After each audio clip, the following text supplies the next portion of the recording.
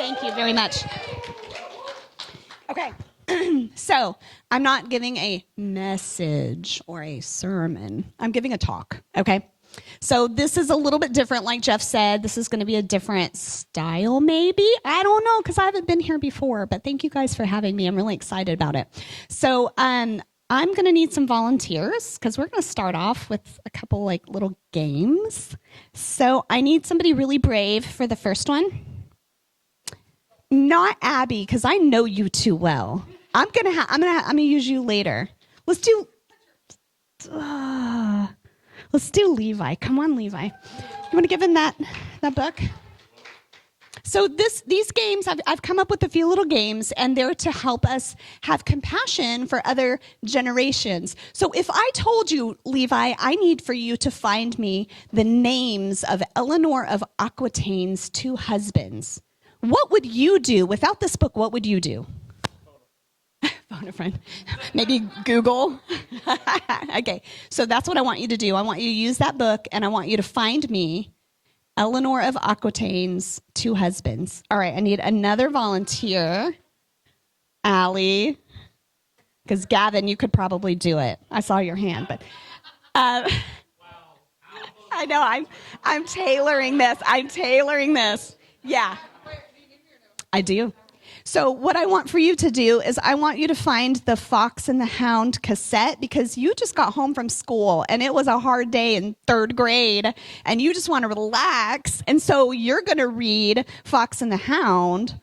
So you need to find the cassette and put it into the Walkman. Now this Walkman does not have batteries and it doesn't have headphones anymore, but there you go. So you work on that. All right. Meg, come on up. Because I'm going to give you the purse. Gavin, I don't want to do this to you. All right. Meg, your friend wants the name of your landscaper. So, got to do that. All right. Where's my Rolodex? Right. All right. Gavin, you need to know the name of this and what it's used for.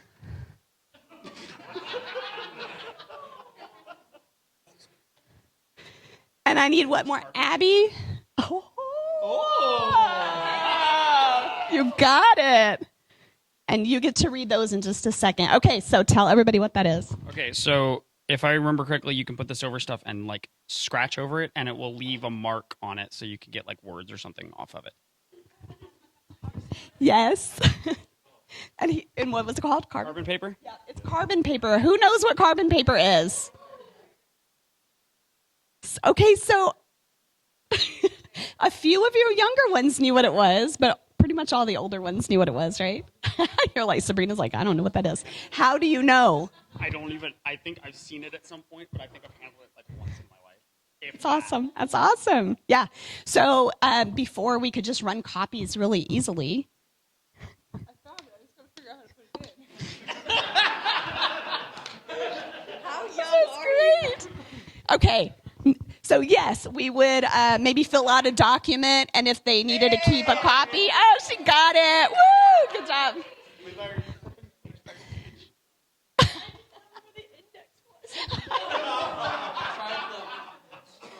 You tried the table of contents first, and Meg told you to look in the index, and he didn't know what it was. Okay, because we Google.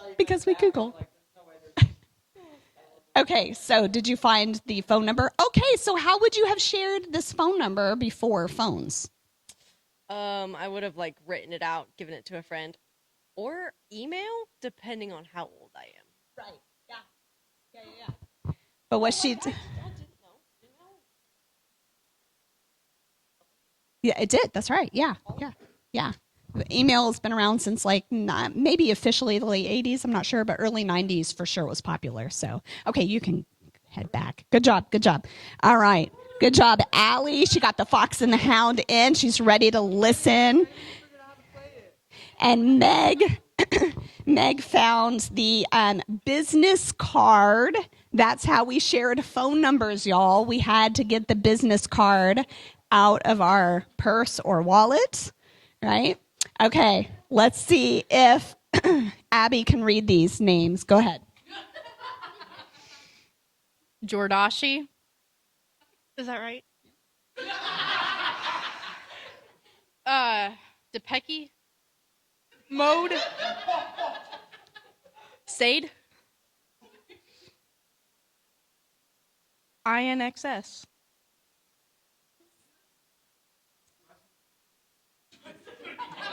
Doing good. You're doing great. That's it. I don't know. Okay. Who knows what Jordash is? Not DoorDash. Jordash. Equity divorced. He was on the Crusades. Henry II. He found it. He found him. Good job, Levi. Thank you. Okay. If you know what Jordash is, not DoorDash, Jordash, raise your hand. Okay, a couple of us know Jordash was a designer brand that you wanted so bad, and I think they sell it at Walmart now. I don't know. Depeche Mode was a very popular band in the 80s, kind of new wave kind of music. Sade, it looks like Sade. Sade. She was a famous singer. And the last one was In Excess. You know, In Excess? Yeah. So you were close, Abby. You did good. All right. So all of that too, and I'm sorry about my voice, y'all. Thank you for having grace with me. All of that to sort of, build that compassion of different generations. Like Levi, that was a lot harder, right, than looking something up on Google, right? And I love Google. I'm a researcher, so I love to look things up.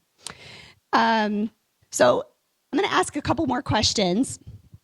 So tell me if you know what this is, or if you've heard of it. Raise your hand. A slide rule. Wow. Oh, I'm impressed. Y'all know what a slide rule is. Okay, skate key. Okay, a skate key. I've got a brand new pair of roller skates, and you've got the brand new key? Yes, a 1960s song. Okay. Who knows what a dial tone is? Hey, I'm impressed. Who knows what the sound is? Oh, it's not going to play?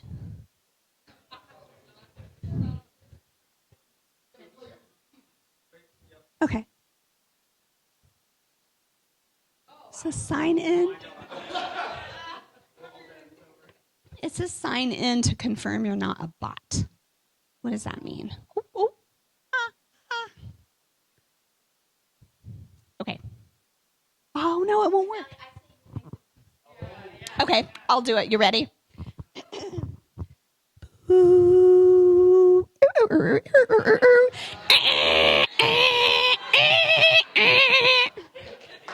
Okay.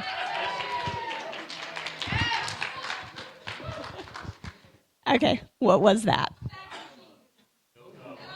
That's not a bad guess. It's not bad.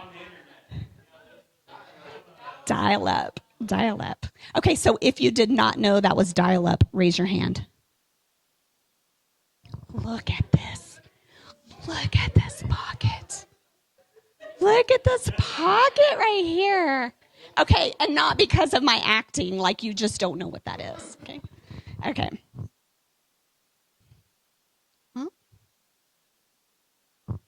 Okay, so all of this is about generations, right? And I love it that you guys are sitting together, because this is what I'm talking about. Like, as generations, we tend to kind of stick together because we understand each other, right? And that's a good thing. That's not bad at all.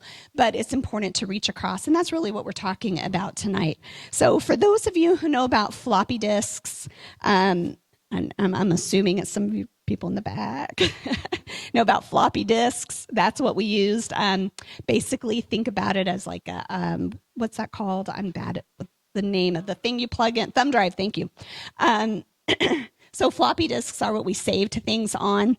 So now Aiden's phone, my youngest daughter is Aiden, she's 16, right? So her phone has a terabyte, you said, a terabyte on it. A terabyte. How many floppy disks do you think it would take to hold a terabyte? 1,000. Several thousand. 2,500. A million. Christian says a million. Christian, you're close. Y'all ready? 728,177 floppy disks. 728,000 floppy disks on her phone. That's crazy. That's crazy. I mean, that's just how far we've come in a very short amount of time. Our world is changing so fast. Y'all, it's changing so fast. 500 years ago, the world changed very slowly. Today, it changes so fast, so fast. And we'll talk about this more in a little bit, but just in case I forget to say it, I feel bad for our younger generations because this is one, thank you, this is one of the reasons why sometimes you deal with anxiety because you can't keep up. No matter what, you can't keep up. And depression, because it gets to you after a while, right? So, and not that it can't affect anybody of any age, it absolutely can. I've struggled with some of those things, but it's hard to keep up in today's world because just when you get something figured out, what happens? Yep. So let me say too that generations are not personality types. They are, well, actually, let me just do this. Generations are groups of people that are born at the same time who have shared cultural experiences which shape them, okay? So like the skate key or the slide rule or the dial up or the dial tone, we know those things because we share those cultural experiences. My personality type is very different. If you know my husband and I well, you know our personality types are very different, right? We're not the same, but we not at all. But we have those shared experiences. So I gave you a handout. Hopefully everybody has one. It's got the some of the main generations, and I abbreviated millennials to MIL, and then I forgot to change it before I had them printed out. So sorry about that. I'm not trying to forget about the millennials. I will also say that the years are sort of flexible. Oh, did you bring me tea? Oh.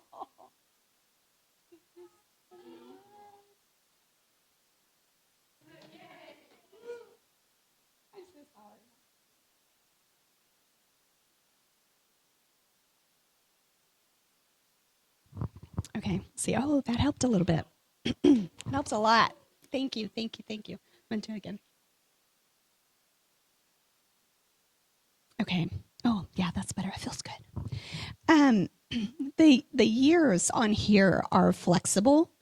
Some people will say, and you'll even see I overlapped on silent generation and baby boomers. Years are flexible, you know? Sometimes you have somebody who was born maybe earlier into one generation and they really identify more with somebody, you know, maybe their older siblings, for example, right?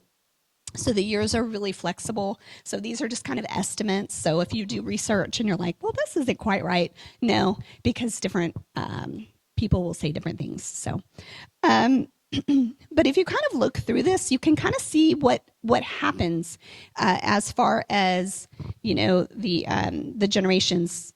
We pass things down to our kids, right? So that silent generation is the patriotic generation. They were the ones they were born before 1946. So they were born before World War II. Yeah. So they were patriotic. They were like, we're going to pull together. We're going to get through this, right? They were survivors of wars, possibly even the Great Depression. They were loyal. They were hardworking. They follow authority, right? So, and I won't read all of that. You guys can read it. But so these people, you know, they had their kids, right? So we have these baby boomers. Now, this baby boomers, because their parents were maybe in war or they suffered through war, what do you think the parents are going to do with their kids? they're really going to like love on them, like come in, family, right? So what happens to those baby boomers? They grow up, their family was devoted to them. They're the me generation. They're educated, they're affluent, they're independent, and they then are like, we want to push back a little bit because that's often what young people do, right? When we're trying to figure out who we are. So they push back a little bit against their parents.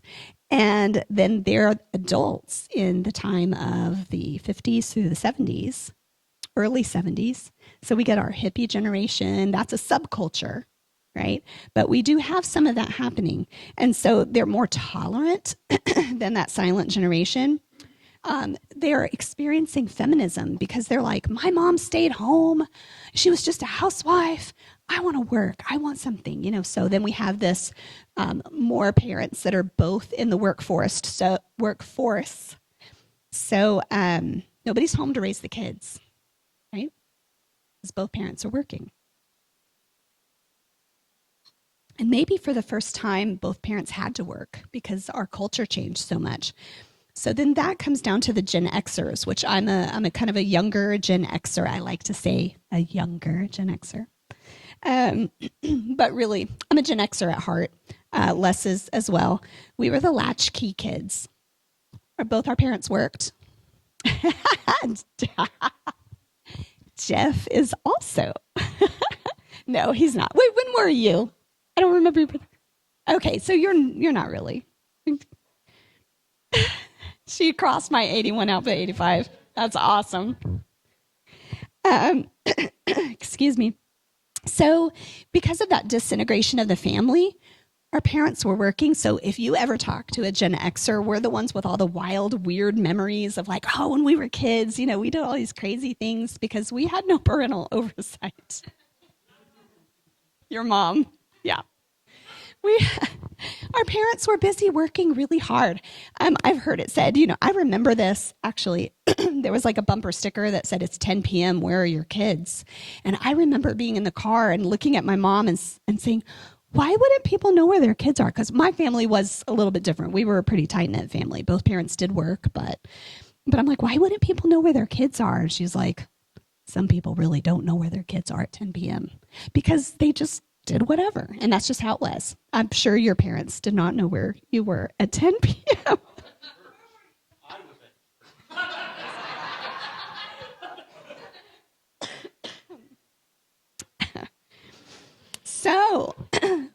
So we had mostly dual working families, dual working parents. We raised ourselves. So what do you think we wanted to do with our kids? Come back in. We're going to be invested. So we had the attachment parenting movement, where you carry your baby all the time and you don't let them cry and, you really take care of them. So guess what millennials grew up to be known for? Sorry, all of you millennials. They grew up to be known as coddled kids, entitled, sometimes even snowflakes, which I don't like all these derogatory terms, so I'm just going to say.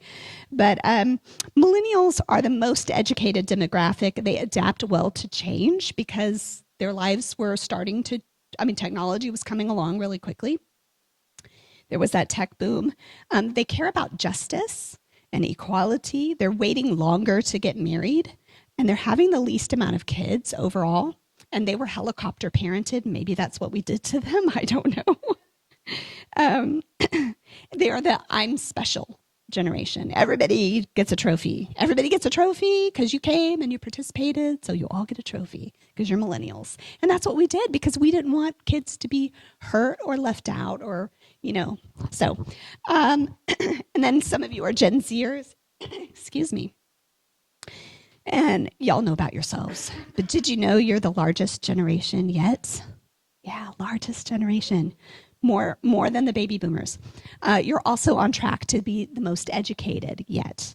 But you're also anxious, depressed, and unemployed. I know, I'm sorry. I'm so sorry for the bad news. What's that? Anxious, depressed, and unemployed.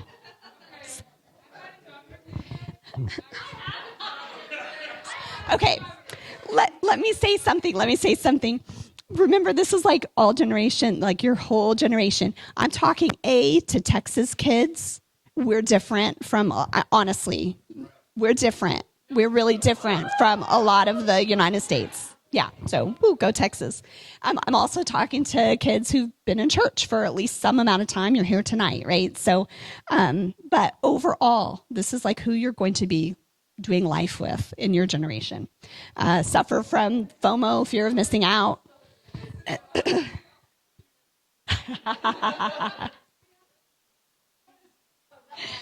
FOMO. Does everybody know what FOMO is? Yes?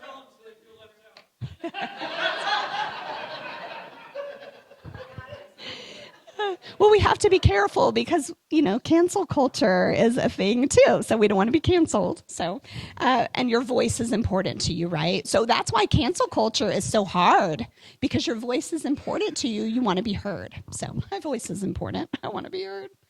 Okay, so here's silent generation. There's a little face there to go with it. She's sweet. Do you see anybody at our church that's about that age? Okay. We have silent generation at our church. Baby boomers. Yep. Do we have any baby boomers? Okay, we have a few baby boomers in the room. Our Gen Xers. Okay.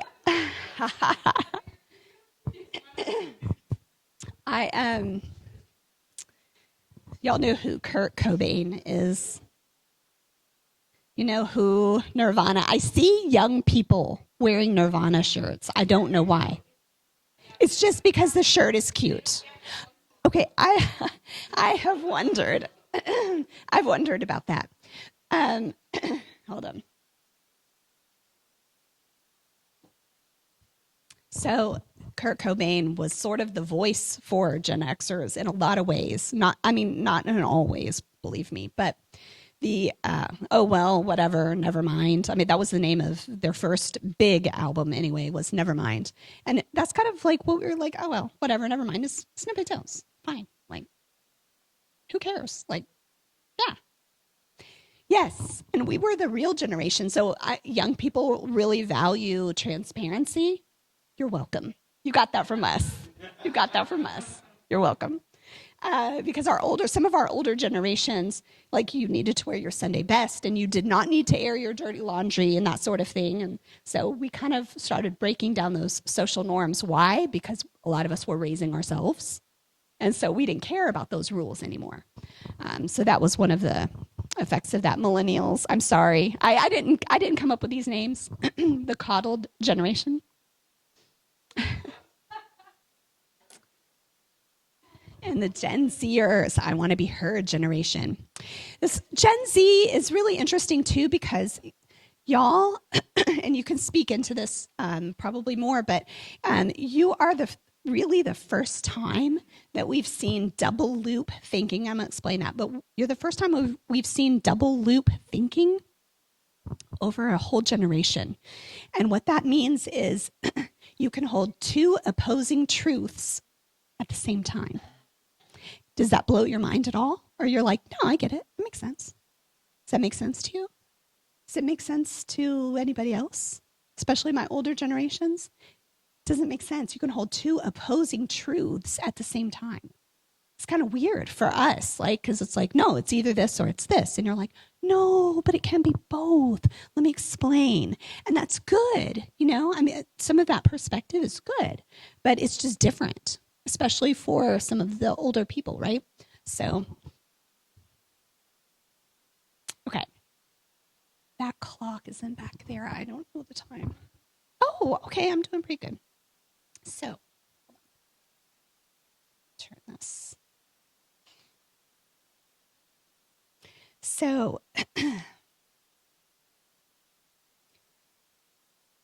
because we want to stick to our own groups, it's easier. And that's not happening here, right? Like, I mean, we are a little bit, but But you guys are kind of the exception because you've got so many different generations in one room. And Sunday church is kind of that same way too. But overall, we like to stick together. But when we do that, when we don't reach across, we're missing out. So we have to ask ourselves, what are we missing out on? What do we need to learn from the other generations? And what might they need to learn from us, right? Because you've got, let's say, for example, you have an older man who's in a nursing home. And he would love to be able to see his great-grandchildren's face. And you're like, that's so easy. Just FaceTime them. But he doesn't know how to do that. So you could show him, right? And that could really just make the world change for him. And vice versa. He has peace and calm in his life, in his world, and always has, that he can share with you, right? So we have these things to learn from each other. In our church, and this statistic is probably 2 years old. I meant to run a fresh report, and I have not done it. But as of about 2 years ago in our church, and I only know I lead women's ministry here, so I don't know about men, but women's ministry, our church is 64% women over 65.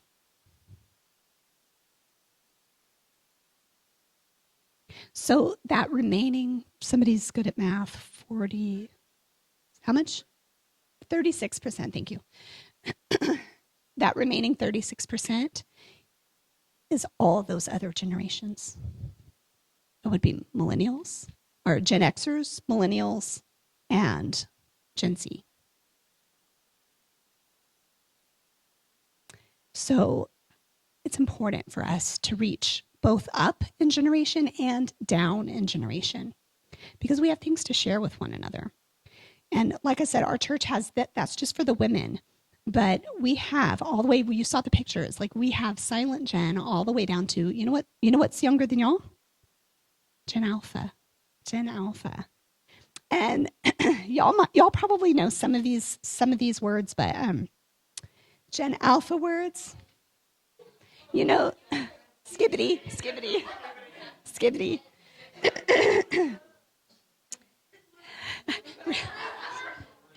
I have that on my paper.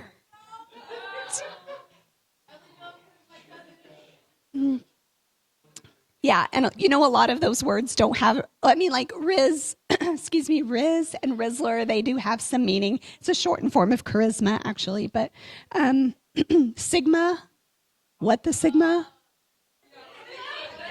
I don't think they know. I really don't. I really don't. I think it's ambiguous. They don't. Yeah, it's just a cool thing to say. It's just a cool thing to say. They just say it. Yeah, they just say it.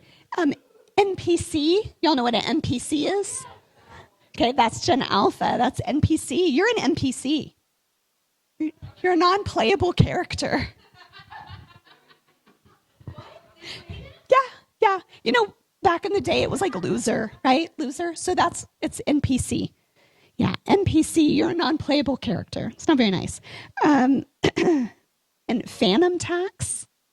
The phantom taxes. Alexandria knows, you'll have to ask her later. Phantom tax. Yeah, so those are some Gen Alpha. So then that makes everybody feel a little bit old in this room, right? Because these Gen Alpha kids. Okay, and they're coming up quick. Our oldest Gen Alpha is like 13, 14 now. Yeah. The generations are getting shorter. Why? Because everything changes so fast. A generation used to be 20, 30 years easily, and now we're just getting down quicker and quicker and quicker because major things happen faster. Yeah. All right. And I know we're going over a little bit, but talking about seniors and our older, like our baby boomers, our silent generation, the world does not value or validate aging, but the church does. The church does. It starts here. The church has to correct all of that. So I wanted to read Psalm 145. Greg, can you read like the first 4 or 5 verses? Yeah.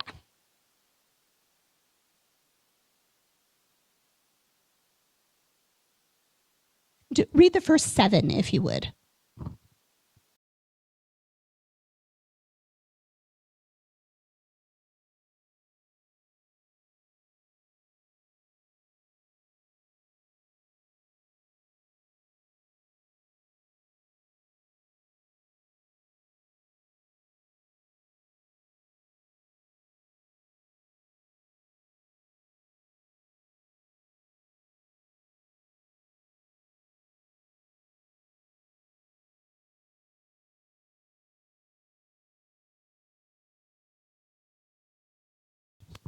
And would you read verse 4 one more time?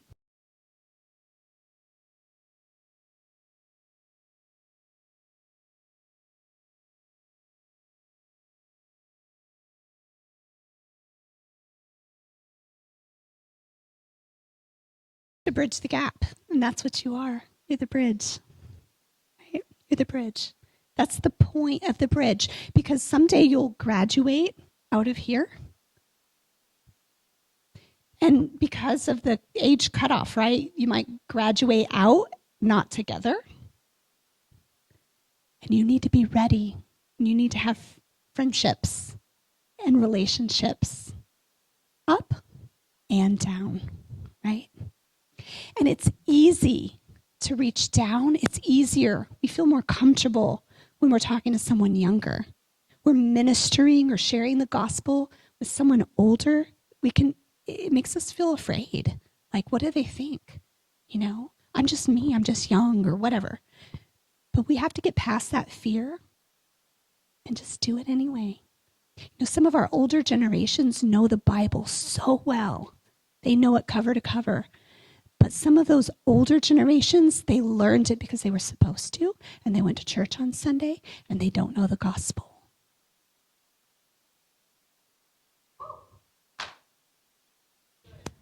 So we have a job to do, all of us. We all have to bridge that gap. So let it start with you. Let it start with you. So there you go.